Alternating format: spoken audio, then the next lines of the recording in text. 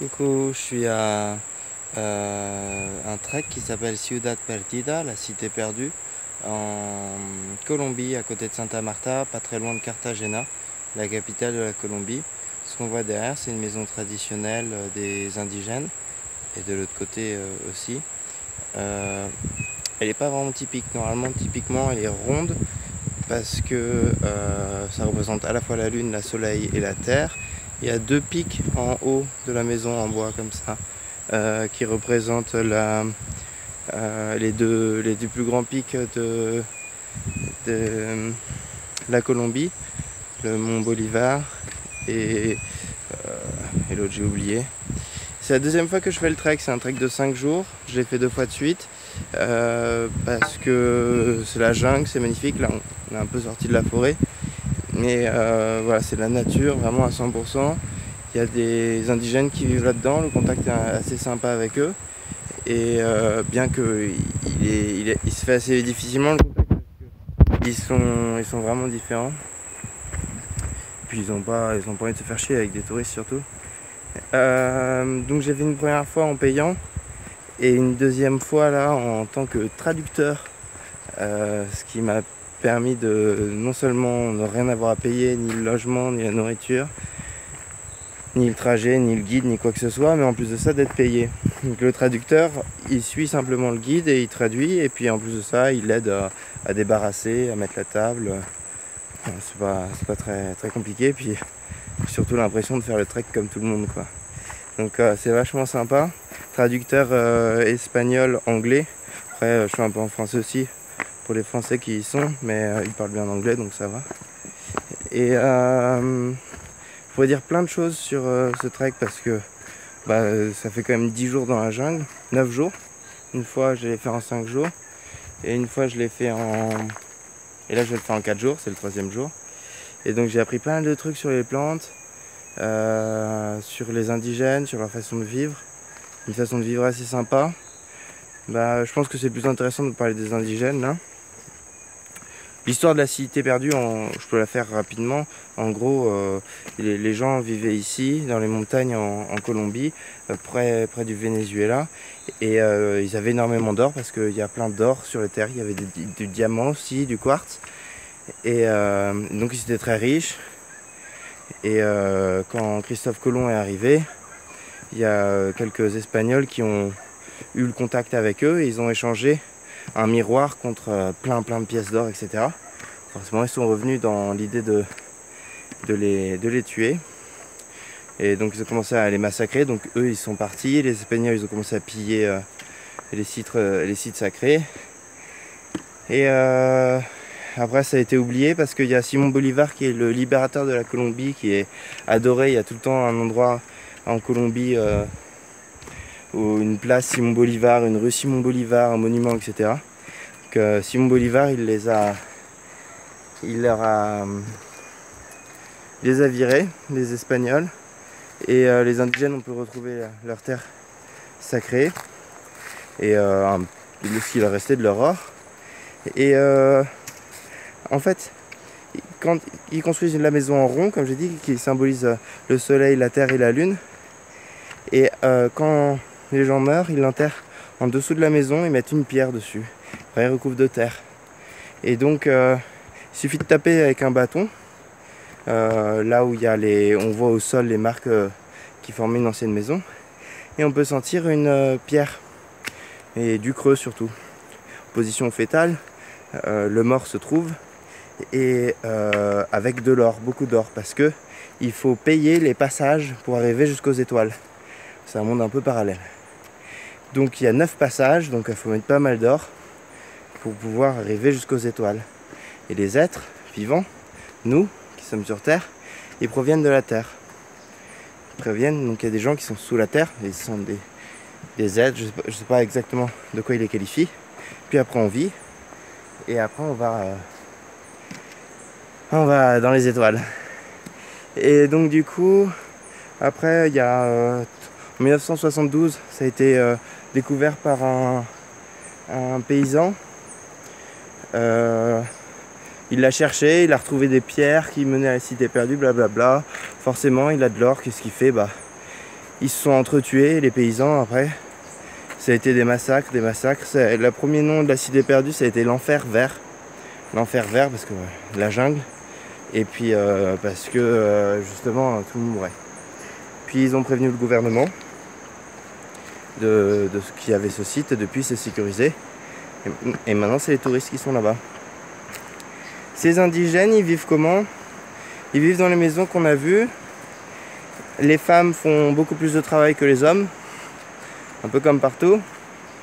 Donc elles bossent plus.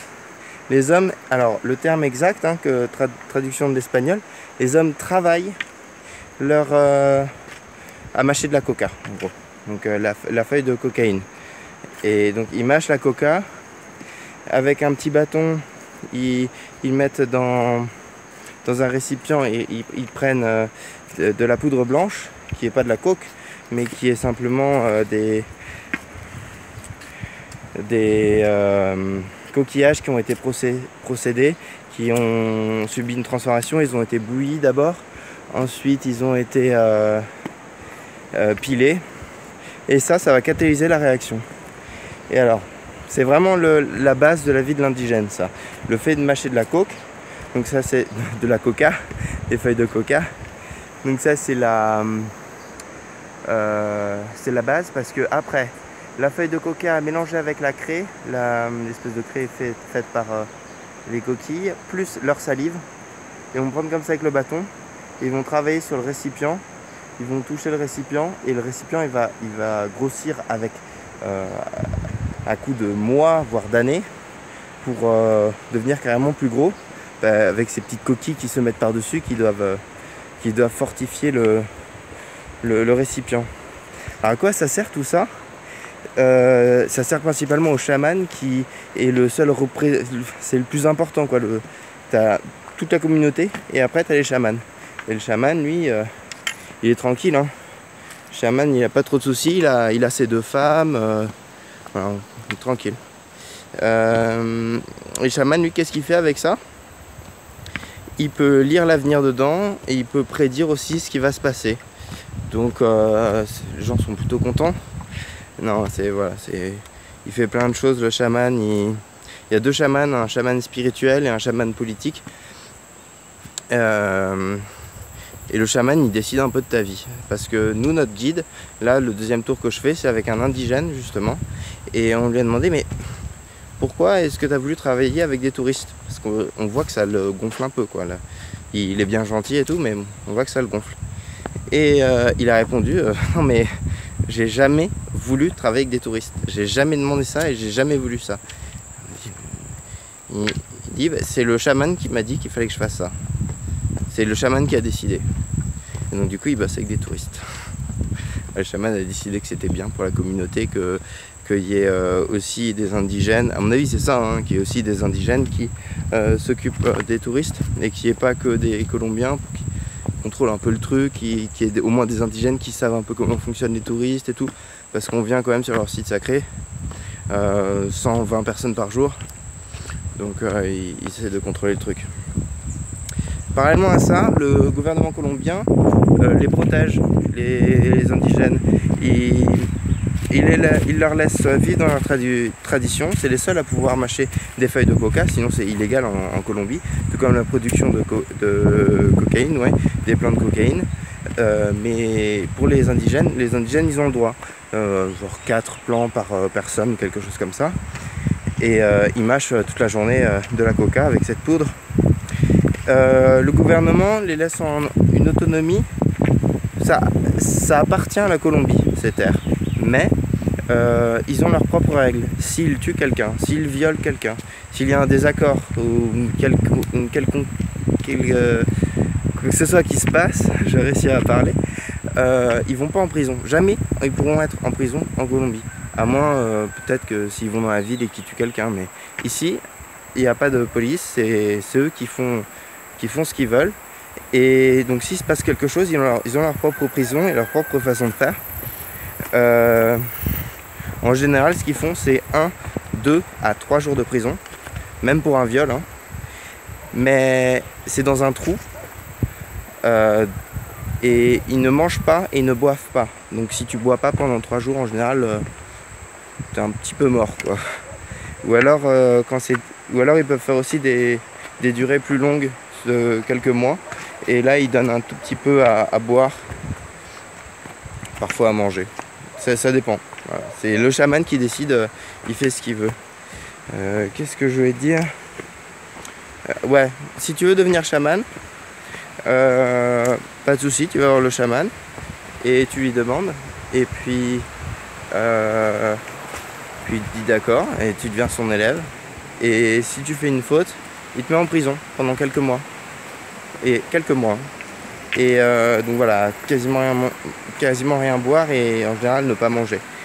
Et après il te pose la question, pourquoi tu es en prison? Qu'est-ce que tu as fait de mal? Et si tu acceptes le fait que tu t'es mal comporté et que tu te purifies en disant tes mauvaises actions, et bien là le chaman il va te faire sortir de prison. Sinon tu restes en prison. Voilà, on se baigne tout le temps dans... Je crois qu'on voit que c'est transparent là. On se baigne, on passe notre temps à se baigner, c'est assez sympa. Sinon quoi d'autre? C'est une communauté assez intéressante. Qu'est-ce que je veux dire? Le chaman, c'est des gens qui sont sympas et ils ont l'air un peu shootés parce qu'ils passent leur temps un peu à méditer, à rester tranquille. En fait, c'est aussi ça l'utilité de mâcher de la coca et de travailler le bâton contre leur objet là, parce que ça leur permet de prendre les mecs, tu vois, ils ont besoin d'avoir du temps pour eux et eux.